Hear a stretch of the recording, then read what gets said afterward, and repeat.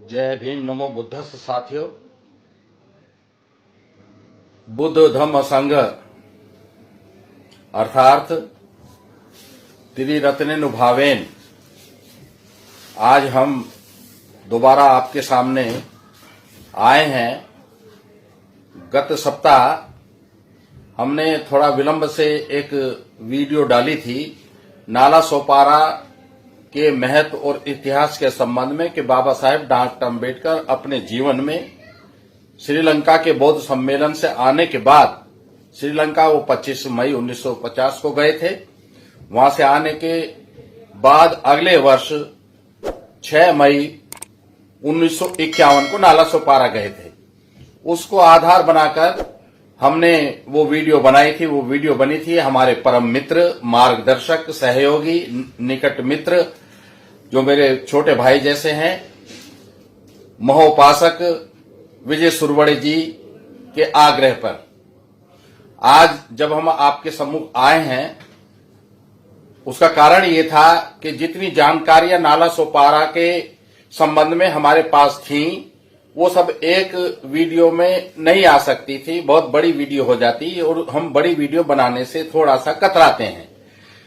तो आज जब हम दोबारा आपके सामने आए हैं तो इसमें हमारे परम मित्र, पूनावासी, सुगत शांताय और महानाग रत्न जी का विशेष आग्रह है कि इस बाइट को आप आगे बढ़ाएं।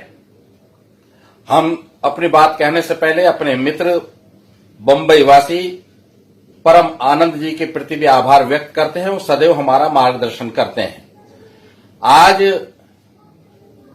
बाबा साहेब डॉक्टर अम्बेडकर के भाषण के संबंध में हमने आपको बता दिया था कि उनका वह भाषण विशुद्ध रूप से धार्मिक था, जिसमें उन्होंने कर्मों पर चर्चा की है, 4 आर्य सत्यों पर, अष्टांगिक मार्ग पर, पारमिताओं पर, पुनर्जन्म पर और दूसरे जो रिलीजन है उनका भी कंपैरेटिव उन्होंने स्टडी उसमें प्रस्तुत की है।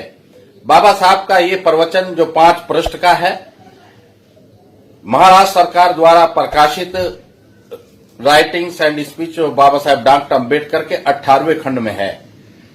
आज हम आपको बताएंगे इस स्थान से भगवान तथागत सम्यक संबुद्ध का संबंध और सम्राट अशोक का संबंध।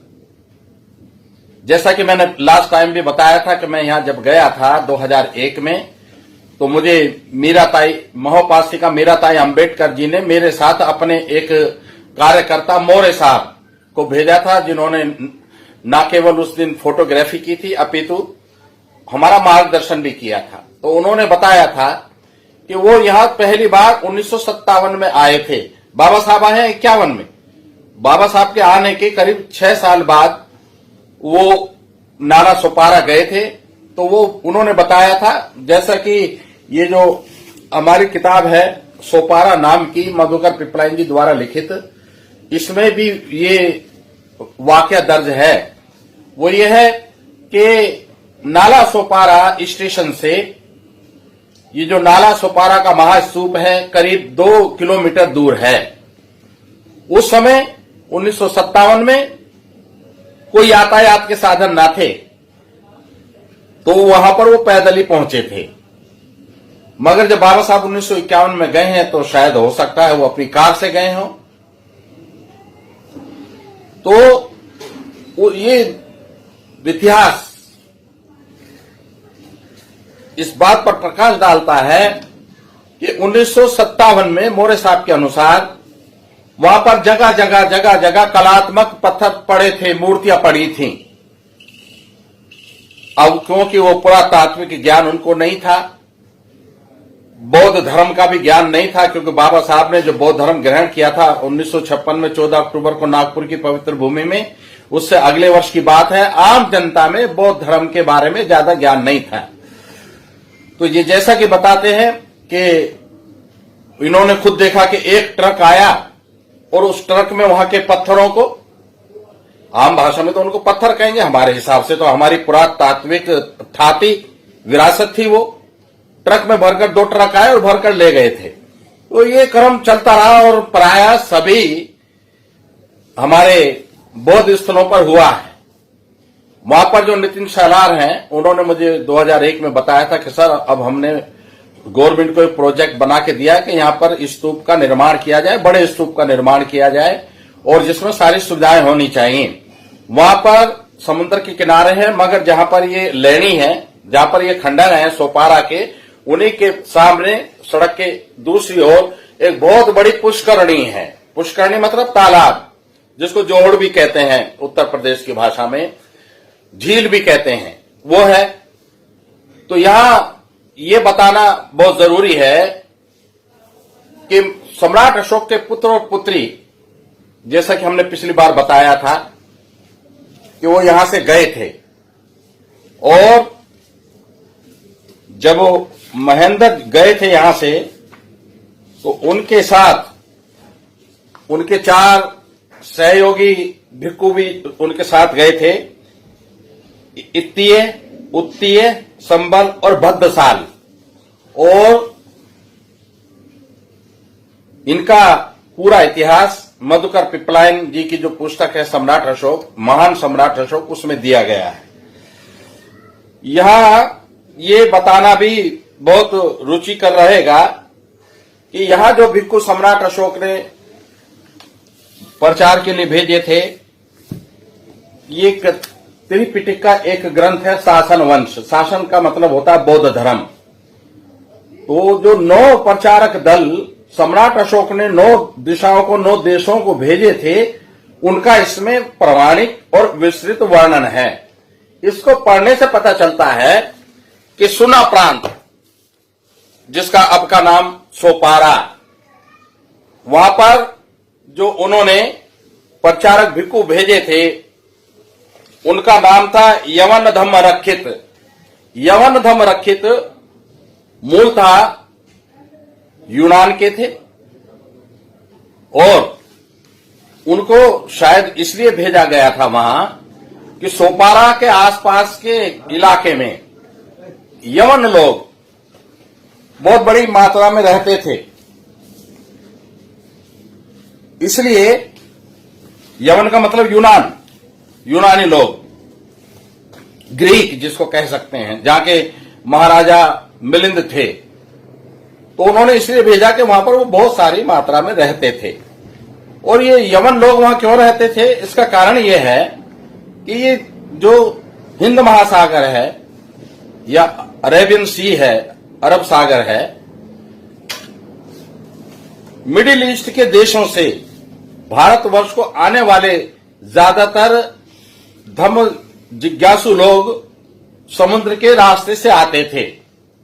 और एक जगह है गुजरात में जिसको प्राचीन इतिहास में द्वारका कहा गया है। वो द्वारका क्या थी, जिस तरीके से बंबई में गेटवे ऑफ इंडिया है, क्यों कि वो ब्रिटिशर्स के आने का द्वार बना, यहां से वो आए थे, इसलिए उस स्थान की स्मृति में उन्होंने बहुत बड़ा गेटवे ऑफ इंडिया बना दिया। ऐसा ही जो ज्ञान पिपासु यात्री बौद्ध धर्म का ज्ञान प्राप्त करने के लिए या बौद्ध धर्म ग्रहण करने के लिए, बौद्ध धर्म का अध्ययन करने के लिए आते थे, तो उनके जिधर से आने का उनका रास्ता था, उनको जो द्वार था, प्रवेश द्वार था, उस कारण उसको द्वारका कहा गया। ये एक कहानी है, एक इतिहास है। इस नाला सोपारा से ऊपर जब गुजरात में जाते हैं तो वहां द्वारका का। सम्राट अशोक के बारे में यह भी जाना जाता है कि जब भी सम्राट अशोक किसी भगवान बुद्ध से संबंधित किसी स्थान पर जाते थे तो वहां धम्म स्तंभ एक स्थापित कराते थे, शिलालेख स्थापित कराते थे, एक बोधि वृक्ष स्थापित कराते थे और चैत्य का निर्माण कराते थे। ये प्रमुखता से 4 चीजों का समावेश होता था। अब हमें जो सोपारा से 2 शिलालेख मिले हैं, 8 और 9, उनके बारे में कैमरा घुमाइए, उनके बारे में बहुत सारे ये हमने ग्रंथ खंगाले हैं। ये सरकारी जो पुस्तक है, इसमें सोपारा का नाम तो है मगर वो शिलालेख है ना, उसका वर्णन ना अनुवाद है। अब एक किताब हमारे हाथ लगी, ये है अशोक के अभिलेख, बड़ी किताब है, बड़ी उपयोगी किताब है। इस किताब में ये 2 पृष्ठ आपको दिखाएं। ये इधर ये धम्म लिपि है, जिसे आजकल कुछ लोग ब्राह्मी लिपि कहते हैं, और ये इसका हिंदी अनुवाद है। तो ये प्रमाणिक जानकारी है। 1956 की ये किताब है। राजबली पांडे ने ये काम किया था, बहुत अच्छा काम था, मगर इसके अनुवाद को आज चेक करना बहुत जरूरी है, क्योंकि अब हमारे आंदोलन में बहुत सारे धम्म लिपि विशेषज्ञ हो गए हैं। भाई डुड्डे और प्रफुल्ल गढ़पाल जी इस दिशा में अग्रणी भूमिका निभा रहे हैं, और भी बहुत सारे साथी हैं। अब इनके अनुवादों को जांचना होगा, और ये 1956 तक जो कुछ मिला था उसका इसमें समावेश है। 1956 के बाद सम्राट अशोक की जो विशाल छाती उजागर हुई, धरती से उगलकर बाहर आई, उसका भी समावेश इस काम में होना चाहिए। तो ये सम्राट अशोक जब यहां आए हैं, हमारा अनुमान है कि वो निश्चित यहां आए होंगे, क्योंकि ये स्थान भगवान बुद्ध से संबंधित है। यहां पर एक मंकुलाराम था, मंकुल विहार भी कहते हैं। वो जब भगवान बुद्ध, जो पूर्ण, जिसकी कथा हमने सुनाई थी, जो कहता है कि अरे मुझे डंडे से मारेंगे तो मैं समझूंगा मुझे हथियार से नहीं मारा, मुझे हथियार से मारेंगे तो मैं समझूंगा मुझे जान से नहीं मारा। मगर वो जो कथा आई है, उन्होंने यहां आकर एक श्रेष्ठी की मदद से चंदन का विहार बनाया था, मंकुलाराम, मंकुल विहार। उसका वर्णन हम देखते हैं कि ये जो पुस्तक है बुद्धचर्या, यह है राहुल सांकृत्यायन जी की। इसमें वो भगवान बुद्ध के 45 वर्षावासों का वर्णन करते हैं। ये पृष्ठ 112 पर। इसमें जो 6ठा वर्षावास भगवान बुद्ध ने बिताया, वो मंकुल विहार में बिताया। वो इसमें लिखा है उनके वर्षावासों की सूची में। तो ये जो मंकुल विहार है सुप्पारक में, सोपारा में, ये भगवान बुद्ध की उपस्थिति का एक प्रमाण है। भगवान बुद्ध जब वहां थे तो एक बहुत उत्साहवर्धक घटना घटी। वहां नाग लोग बहुत रहते थे। एक जाति थी बुद्ध के समय में। बुद्ध भी यद्यपि नागवंशी कहे जाते हैं, मगर उनमें कुछ वो थे जो अधिक सभ्य हो गए थे, कुछ वो थे जो कम सभ्य थे, मगर उनका बड़ा प्रभाव था, बहुत उनका दबदबा था सारे समाज में। लोग उनको देखकर ज्यादा बात नहीं करते थे, आजू बाजू हो जाते थे। मगर जब भगवान बुद्ध से उनका सामना हुआ तो एक विचित्र घटना ये घटी कि वो भगवान बुद्ध उसे देखकर, उन्हें दो भाई थे वो, एक का नाम कृष्ण था, एक का नाम गौतम था। कृष्ण को कर्ण कहते हैं पाली भाषा में, और गौतम तो गौतम है। वो भगवान बुद्ध ने जब उनको देखा तो वो विचलित नहीं हुए और अपनी गति से, मंथर गति से उनकी ओर चलते रहे। उनके होश गायब हो गए। वो तो अपने आप को बड़ा भयंकर प्राणी समझते थे, बड़े समाज में उनका बड़ा रौब, बड़ा दबदबा व्याप्त था। एक तो उन्होंने भगवान बुद्ध की इस हरकत से उनका मनोबल गिर गया कि ये कौन व्यक्ति है जो हमारे सामने सीधा चला आ रहा है, बिल्कुल भय नहीं खा रहा। और दूसरा ये कि भगवान तथागत सम्यक संबुद्ध का जो कायिक व्यक्तित्व था, उसका सौंदर्य था, वो शब्दों में बखान नहीं किया जा सकता। उसका भी उन पर प्रभाव पड़ा।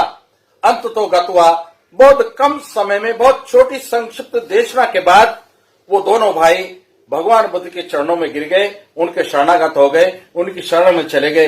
ये जो कृष्ण है और गौतम है, इसमें से कृष्ण जो राजा था वहां का, उसके पराक्रम से आज बोरावली स्टेशन से 12 किलोमीटर दूर पर जो 111 कन्हेरी की गुफाएं हैं। अभी तक तो हमें पता था 111 गुफाएं हैं कन्हेरी की। हम खुद वहां 2-3 बार गए हैं, मगर परमानंद जी ने बताया नहीं सर, अब वहां पर कुछ और भी मिली है पीछे की तरफ जाकर। तो ये सारी गुफाओं का निर्माण सम्राट अशोक के सहयोग से और मार्गदर्शन से मथुरा के मूर्तिकारों के द्वारा ये राजा कृष्ण ने ही कराया था। और इन गुफाओं के निर्माण का श्रेय भी सोपारा को ही जाता है। तो आज सोपारा से संबंधित जितनी हमने आपको जानकारी दी, हमें लगता है कि इन जानकारियों से आपका ज्ञान रंजन अवश्य ही होगा। एक जाते जाते आपको शिलालेखों का परिचय और करा दें। 2 शिलालेख जो मिले हैं, वो लेखों में एक शिलालेख है, यद्यपि दोनों टूटे हुए हैं, ठीक अवस्था में नहीं है। अनाड़ी लोगों ने या धर्मद्वेषी लोगों ने उनको तोड़ दिया या वो टूट गए, क्योंकि समय के साथ साथ पत्थर चटक भी जाता है। तो वो जो दोनों शिलालेख हैं, उनमें से एक प्रिंस वेल्स म्यूजियम में रखा है और एक जो बड़ा है वो एशियाटिक सोसाइटी जो बम्बई फोर्ट में है वहां पर रखा है। भगवान बुद्ध का एक टूटा हुआ भिक्का पात्र मिला था, वो भी एशियाटिक सोसाइटी के लाइब्रेरी में म्यूजियम में रखा है। यहाँ कहा जाता है कि यहाँ के महास्तूप में भगवान बुद्ध का चीवर भी था। तो ये जानकारी हमें सुगत शांताई जी ने दी। इसके अलावा अब हम आपको इनका चेहरा दिखाते हैं शिलालेखों का। एक तो गोलाकार है, वो आपको इंटरनेट में भी मिल जाएगा, एक मूर्ति है। दूसरा उसको रेखा चित्र में कन्वर्ट किया हुआ है, वो ये कपिल आपको दिखाएंगे। एक ये शिलालेख छोटा वाला है,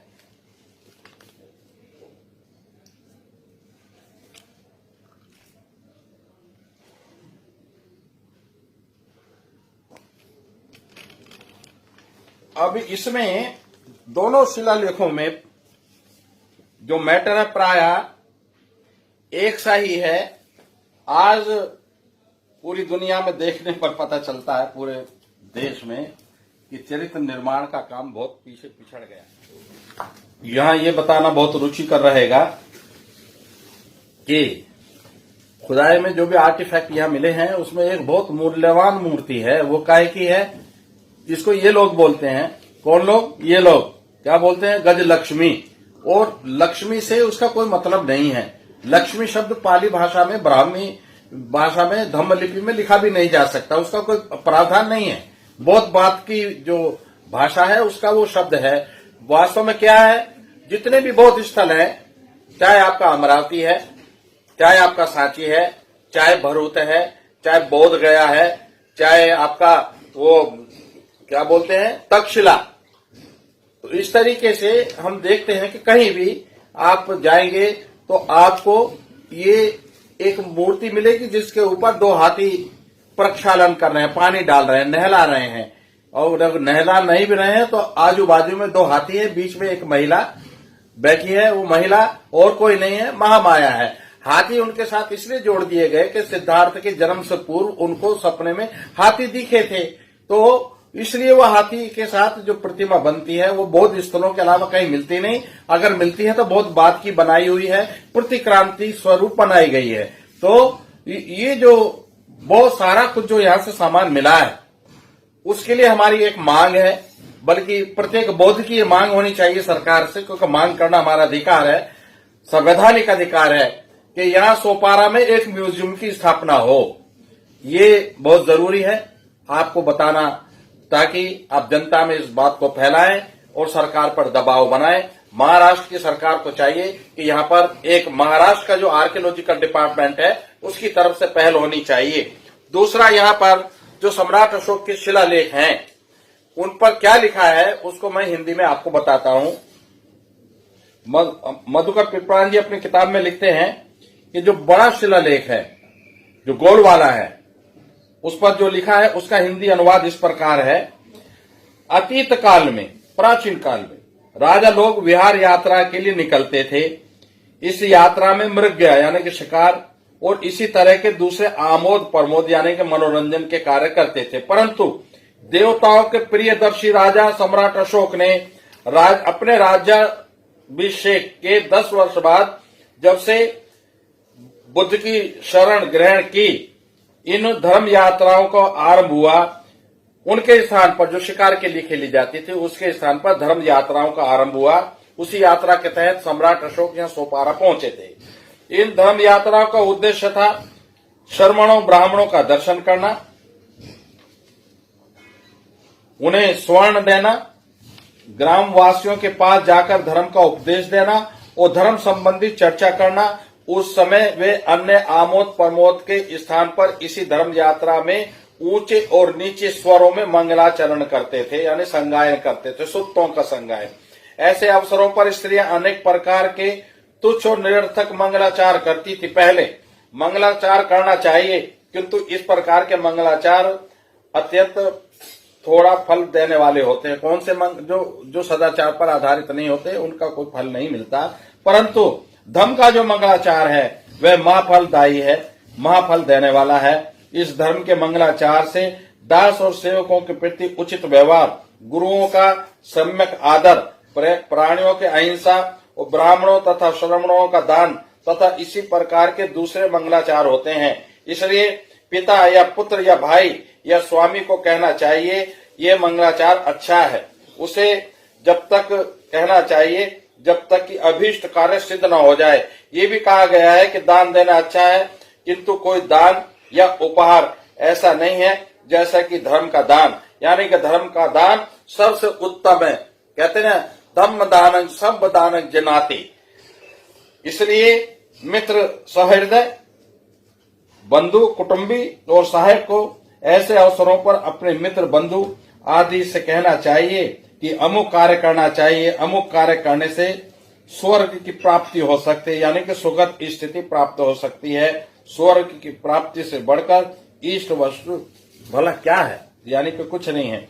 जो एक दूसरा शिलालेख जो छोटा है उसमें मैटर भी छोटा ही है ना। खंडित शिलालेख में भी धार्मिक मंगलाचार पर जोर दिया गया है। दासों के प्रति उचित व्यवहार करना, बड़ों के प्रति उचित व्यवहार करना, बड़ों के प्रति आदर भाव रखने, पशुओं के प्रति दया बरतने और श्रमणों और ब्राह्मणों को दान देने की सलाह दी गई है। तो साथियों, कि कितना महत्वपूर्ण ये स्थान सोपारा का महास्तूप, जो हमारे मुक्तिदाता, हमारे मार्गदाता, आज हम आपके सामने जिस रूप में बैठे हैं, ये अगर किसी के कारण है, किसी के पराक्रम के कारण है, तो वो परम पूज्य बोधिसत्व बाबा साहेब डॉक्टर अम्बेडकर के कारण है। बाबा साहेब डॉक्टर अम्बेडकर ने जहां जहां भी चरण धरे वो सब हमारे तीर्थ स्थल हैं।